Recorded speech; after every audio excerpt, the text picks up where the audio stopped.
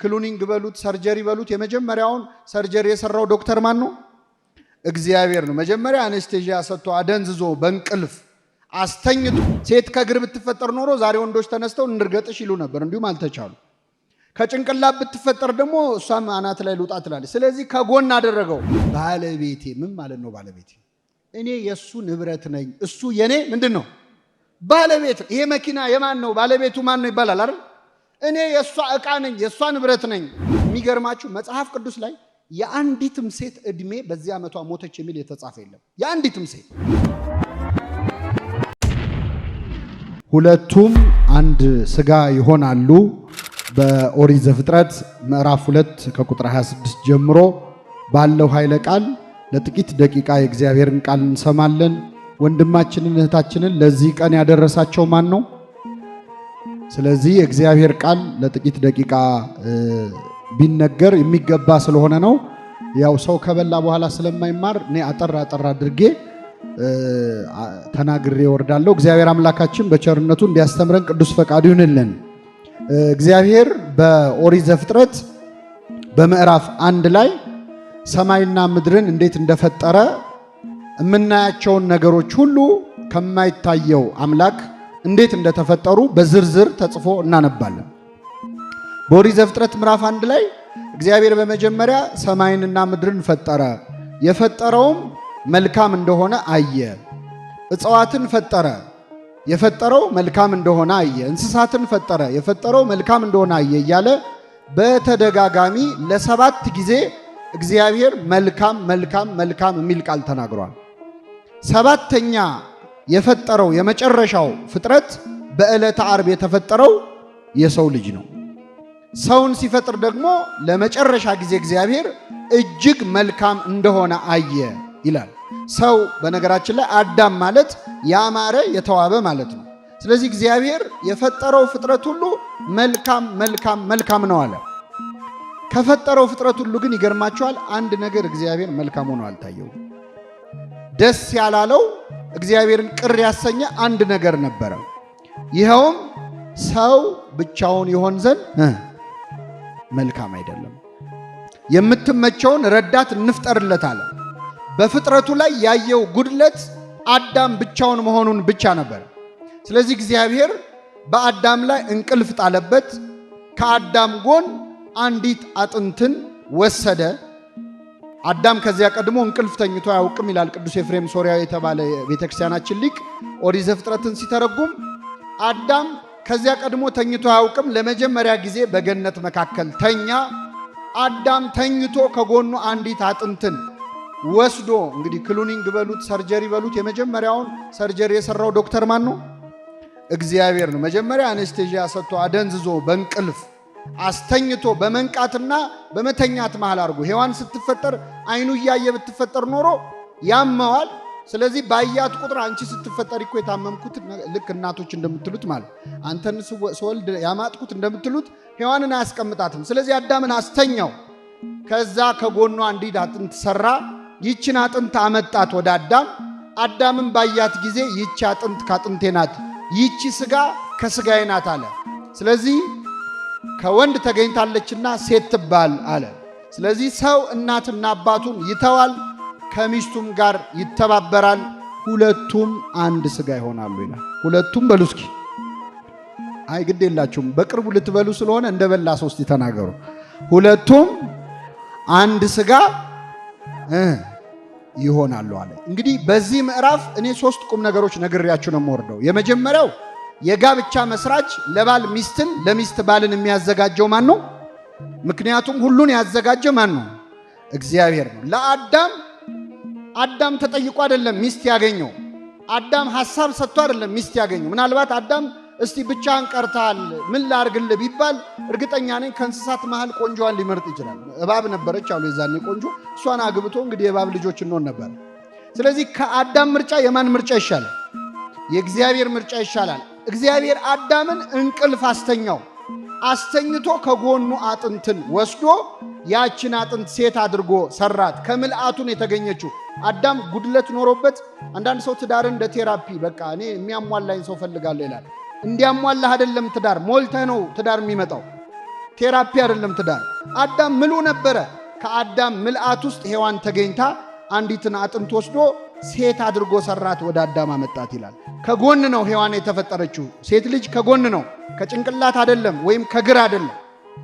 ሴት ከግር ብትፈጠር ኖሮ ዛሬ ወንዶች ተነስተው እንርገጥሽ ይሉ ነበር፣ እንዲሁም አልተቻሉ። ከጭንቅላት ብትፈጠር ደግሞ እሷም አናት ላይ ልውጣ ትላለች። ስለዚህ ከጎን አደረገው። ለልብ ቅርብ ከሆነ አካል አድርጎ ከሚሸፈን አካል ሔዋንን ሰራለት። አዳም ባያት ጊዜ ይህች አጥንት ከአጥንቴ ናት አለ። ስለዚህ ለባል ሚስትን፣ ለሚስት ባልን የሚያዘጋጀው ማን ነው? እግዚአብሔር። እዚህ መሃል ያላገባችሁ አላችሁ። ለአዳም እግዚአብሔር ሚስት የሰጠው አስተኝቶ ነው። ስለዚህ ሚስት ከፈለክ ምንድን ነው ማድረግ ያለብን? ተኛና ሞክረው።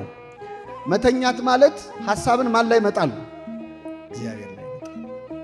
ስለዚህ ማንን ማገባው በሚል ጭንቀት ትዳር አይገኝም። ትዳርን የሚሰጥ ማን ነው? ሁሉን ያዘጋጀው እግዚአብሔር ስለሆነ ማለት ነው። መተኛት ማለት ሐሳብን በእግዚአብሔር ላይ መጣል ነው። ልባችሁ ስለ ትዳር በማሰብ እንዳይከብድ አለ። በመጨነቅ ብዛት አይደለም ትዳር የሚገኘው። እኛ ራሳችንን ጥሩ ባል አድርጎ ማዘጋጀት ነው። አንድ ያላገባ ሰው ማሰብ ያለብን ምን መሰላችሁ? አሁን እዚህ ማለት ያላገባችሁ ወጣቶች እኔ ራሴን ባገኘው አገባዋለሁ ወይ ብላችሁ ጠይቁ ራሳችሁን እስቲ። እንደው አሁን አንተ ሲንግል ነህ አይደለ? እንደው አንተ ወንድ ከሆንክ ሴት ብትሆን ኖሮ አሁን ያለውን ወንድ ብታገኘው ታገባዋለህ ወይ? ስለዚህ ራስ ላይ ብትሰራ ይሻላል። ምሉ ስትሆን ነው ሔዋን የምትጨመረው። ወደ አዳም አመጣት። አዳም ባያት ጊዜ እኔ አዳምን ትንሽ ታዝቤዋለሁ። ይህን ታሪክ ሳነብ ባያት ጊዜ ይህች አጥንት ከምን ነቻለ? ትንሽ እንጠናና እንኳን አላለም። አይገርም? እንዳያት ምን ነቻለ? አጥንቴ አካሌ፣ እኔ አካሌ አካሌ የሚሉ ዘፈኖች ከዚህ የመጡ ይመስለኛል። አላውቅም። እንዳያት ነው ማሞገስ የጀመረው። ይህች አጥንት ከአጥንቴ ናት፣ ይህች ስጋ ከስጋዬ ናት አለ። ትዳርን ሚስትን የሚያዘጋጀው እግዚአብሔር ነው። ለባል ሚስትን፣ ለሚስት ባልን የሰጠ እግዚአብሔር ነው። ይህንን ስጦታ ለእነዚህ ሙሽሮች የሰጠ አምላክ ስሙ የተመሰገነ ይሁን። ሁለተኛው ሰው እናትና አባቱን ይተዋል፣ ከሚስቱም ጋር ይጣበቃል፣ ሁለቱም ስንት ስጋ ይሆናል? አንድ ስጋ። አሁን እዚህ ጋር የምታዩቸው ሙሽሮች ስንት ስጋ ናቸው? አትዋሹ፣ አትዋሹ። ስንት ስጋ ናቸው? ስንት ወንበር ላይ ነው የተቀመጡት? የታክሲ ስንት ሰው ነው የሚከፍሉት? አይ አንድ ስጋ ነን ብለው የአንድ ሰው ይክፈሉና እንተያያለን። አንድ ስጋ ናቸው ነው ግን የሚለው መጽሐፍ ቅዱስ። አንድ ነፍስ ናቸው አይልም። ባልና ሚስት አብረው አይኮነኑም። ነፍስ የብቻዋ ነው የሚፈረድባት። አንድ ስጋ ነው የሚለው መጽሐፍ ቅዱስ። ሁለት መሆናቸው ጠፍቶት ነው ወይ? አይደለም። ስናያቸው ሁለት ናቸው። እግዚአብሔር ግን አንድ ስጋ አላቸው። ምን ማለት መሰላችሁ? የባል አካል የሚስት ነው፣ የሚስት አካል የባል ነው። ከዚህ በኋላ የእኔ የሚባል ነገር የለም። እሱ የእሷ ንብረት ነው፣ እሷ የእሱ ንብረት ነች። ባለትዳሮች የትዳር አጋሮቻችንን ስናስተዋውቅ ምኔ ናት ምኔ ነው ብለን ነው የምናስተዋውቀው። ይሰማል? እስቲ ባለትዳሮች ሚስትህን ባልሽን ስታስተዋውቁ ምን ብላችሁ ነው የምታስተዋውቁት? ምኔ ነው? ባለቤቴ። ምን ማለት ነው ባለቤቴ? እኔ የእሱ ንብረት ነኝ፣ እሱ የኔ ምንድን ነው?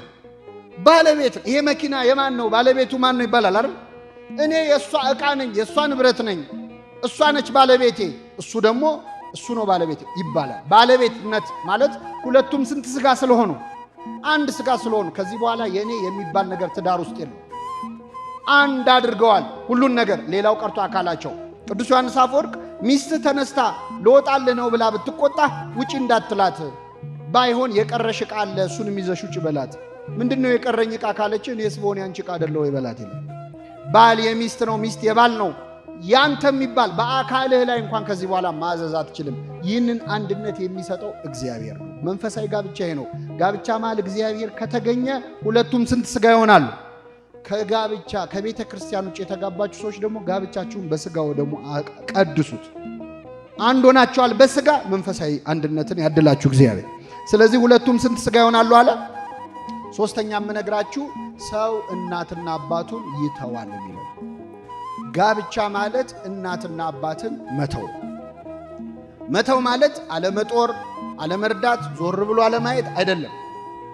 መተው ማለት የሰው ልጅ ብዙ ነገር እየተወ ነው እዚህ የደረሰው። ሁላችንም አሁን ያለንበት ዕድሜ ላይ የደረስነው ብዙ ነገር ትተን ነው።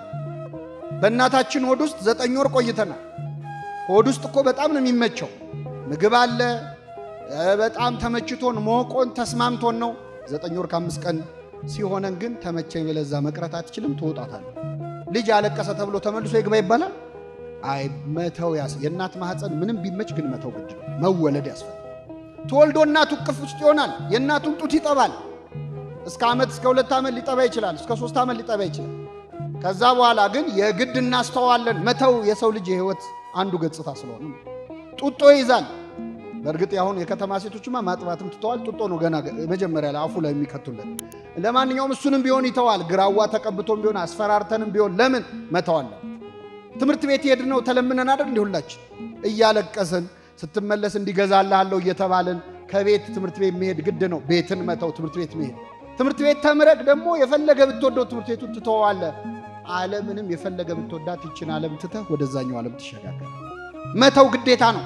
ስለዚህ ትዳር ሰው እናትና አባቱን ይተዋል፣ ከሚስቱም ጋር ይጣበቃል። ሁለቱም ስንት ሥጋ ይሆናሉ? አንድ። ስለዚህ ባል ቅድሚያ መስጠት ያለበት ከቤተሰቡ ቀድሞ ከዚህ በኋላ ለአካሉ ለሚስቱ፣ ሚስት ለባሏ ነው መስጠት ያለባት። ሰው እናትና አባቱን ይተዋል ሲል እስቲ ልጠይቃችሁ፣ ይተዋል የሚለው ቃል በአማርኛ ለወንድ ነው ለሴት ነው? ይተዋል ለወንድ ነው። ሴትስ? ነቢየ እግዚአብሔር ዳዊት ባልን ንጉሥ አደረገው። አሁን ወንድማችን እዚህ ነግሶ ነው የምታዩት። እዚህ ያላችሁ ባሎች በሙሉ ነገስታት ናችሁ። ሴቶች ከፋቸው እርግጠኛ ነኝ። ባሎች ምንድን ናቸው? ባል ንጉሥ ነው። ሚስትስ ንግሥት አይደለችም። በጣም ይቅርታ አይደለችም። ልባም ሴት ለባሏ ዘውድ ናት ነው የሚለው። የምን ንግሥት ነው? ዘውድ ነች እንጂ እሷን ደፍቶ ነው የነገሰው። በጣም ይገርማል መጽሐፍ ቅዱስ። ባልን ንጉሥ ሲለው ሚስትን ዘውድ ይላታል። ባልን ራስ ይላል። የሴት ራስ ወንድ ነው ይላል። ብዙ ፌሚኒስቶች ይችን ጥቅስ ሲሰሙ ደማቸው ነው የሚፈል። ችግር አለ እዚህ ላይ የማይላሉ። የሴት ራስ ወንድ ነው ይልና የቤተ ክርስቲያን ራስ ክርስቶስ ነው፣ የክርስቶስም ራስ እግዚአብሔር አብ ነው ይላል። የክርስቶስ ራስ ማን ነው? አብና ወልድ ይበላለጣሉ እንዴ? የክርስቶስ ራስ እግዚአብሔር አብ ነው ሲል አብ ከወልድ ይበልጣል ማለት እንዳልሆነ ሁሉ የሴት ራስ ወንድ ነው ሲባልም ወንድ ይበልጣል ማለት ነው። ስለዚህ ሰው እናትና አባቱን ይተዋል፣ ከሚስቱም ጋር ይጣበቃል፣ ሁለቱም አንድ ሥጋ ይሆናሉ አለ። ወንድማችን እህታችንን ይህንን አንድነት ነው በዛሬው ዕለት የፈጸሙት። አንድነታቸውን ያጽናላቸው። የመጨረሻ አንድ ነገር ልመርቅ። አሁን የተወሰኑ ሽበቶች እያወጣው ስለሆነ ምርቃቴ እየደረሰ ነውና ብመርቅ ይሻላል። ቅዱስ ዮሐንስ አፈወርቅ ነው የመረቀው። ባልና ሚስቱን እግዚአብሔር እንደ ዓይንና እንደ እጅ ያድርጋቸው። አሜን በሉ። ግን ምን ማለት እንደ ዓይንና እንደ እጅ ማለት? እኛ የለመነው ምርቃ ምንድን ነው? የአብርሃምና የሳራ ያድርግላቸው። የአብርሃምና የሳራ ጋብቻ ማለት ምን ማለት ነው? የአብርሃምና የሳራ ጋብቻ እንደዚህ ዲኮር ነበረው? ካሜራማኖች ምናምን እንደዚህ ሲበጠብጡ ነበር? ግብዣ ነበረው? ሰርግም መደረጉ አልተጻፈም። የአብርሃም የሳራ ጋብቻ ያድርግላችሁ ማለት ምን መሰላችሁ? እንደው በቃ ምንጣፍ እየተነጠፈ አበባ እየተነሰነሰ ኑሩ ማለት ነው። እንደዚህ አይነት ትዳር የለም። ትዳር መጀመሪያ ላይ ፍቅር ነው። አንተ አዳምን አላያችሁትም? ይቺ አጥንት ከምን ነች? ይቺ ስጋ አጥንቴ፣ ስጋዬ፣ አካሌ፣ ሰውነቴ፣ አንጀቴ፣ ጨጓራዬ አላት መጀመሪያ። ትንሽ ሲቆዩ ምን አለ? የሰጠኸኝ ሴት አለ። ምን ያልከኝ ሴት? ይኸውልህ አሁን ይሄ ሃኒሙን ስቴጁ አለቀ ማለት ነው። ሃኒሙኑ ሲያልቅ የሰጠኸኝ ሴት ከዛፉ ሰጠችኝና በላዋል። አረ ሚስት ነች አካሌ ስትላል ነበር እንዴ ቅድም? አጥንቴና ስትል የሰጠኸኝ ሴት አለ። ስለዚህ አሁን ጋብቻ ሄዶ የሰጠኝ ሴት ስቴጅ ላይ ይደርሳል። ያኔ መሀል ላይ ማን መኖር አለበት? እግዚአብሔር መኖር አለበት። ከአንዴም 2 ጊዜ ከሀገር መሪዎች ይልቅ ድሃውን አብርሃምን መረጠች። እንዲህ ያለውን ፍቅር ያድላቸው። አሁን በዚህ ዘመን አንዲት ሴት ባሏ ድሃ ቢሆን የሀገር መሪ ጠቅላይ ሚኒስትር ወይ ፕሬዝዳንት ወይ ንጉሥ ላገባሽ ቢላት እንዲህ ትላለች? መልሱልኝ። እሺ አንዴ ትላለች፣ 2 ትላለች። ሁለተኛው ላይ እኔ አንተ አየው ለውጥ የለህም፣ አትሻሻልም፣ አንተ የሚለፍልህ እኔ ማሳልፍልሃለሁ፣ ትረዳኛለህ፣ መቼስ አንደርስታንድ ታረጋለህ ነው የምትለው። ሳራ ግን 2 ጊዜ ድሃውን አብርሃምን ተከተለች። እንዲህ ያለው ፍቅር ያድላቸው። አብርሃም ሲዋዛ ሰው መሰላችሁ እንዴ? አብርሃም ሚስቱ ሳራ ሳትወልድ 90 ዓመት ነው የታገሳት። ስንት ዓመት? 90 ዓመት። እሷ መታገስ አቅቷት ከገረዷ ወለድ አለችው። ምናልባት ከሱ ከሆነ ችግሩ ብላ ቼክ ልታረግም ይሆን። ከገረዷ ወለደ፣ አስወጣልኝ አለችው፣ አስወጣላት። 90 ዓመት ሙሉ አንድ ቀን ፊቱን ሳያጠቁርባት ሳራ ታገሳት። የታገሰ ከሚስቱ ይወልዳል ይባላል። የታገሰ ከማን ይወልዳል? በ90 ዓመቷ ልጅ ያገኘች። ለአብርሃም ትዕግስት ብሎ እግዚአብሔር ሳራን ልጅ ሰጠ። ምናልባት በ90 ዓመት ወለደች ሲባል ምን ያደርግላታል ከዚህ በኋላ አሁን 90 ዓመት ወልዳ እንደው ትንሽ ቀደም ቢያደርገው እግዚአብሔር እንላለን እኮ አንዳንዴ ትንሽ ቀደም ቢያደርገው አሁን በ90 ዓመት ወልዳ እንዴት ታሳድገዋለች ካላችሁ የሚገርማችሁ መጽሐፍ ቅዱስ ላይ የአንዲትም ሴት እድሜ በዚህ ዓመቷ ሞተች የሚል የተጻፈ የለም። የአንዲትም ሴት አንድ ሴት ብቻ ግን ተጽፋለች። እሷም ሳራ ነች። የሔዋን እንኳን እድሜ አልተጻፈ። የሳራ ግን 127 ዓመት ኖረች ነው የሚለው። ስንት ዓመት? ስለዚህ ልጅ ከወለደች በኋላ ስንት ዓመት ኖራለች? 37 ዓመት ኖራለች። እግዚአብሔር እንደዚህ ያድርጋቸው። የሰማነውን በልቡናችን ያሳድርብን።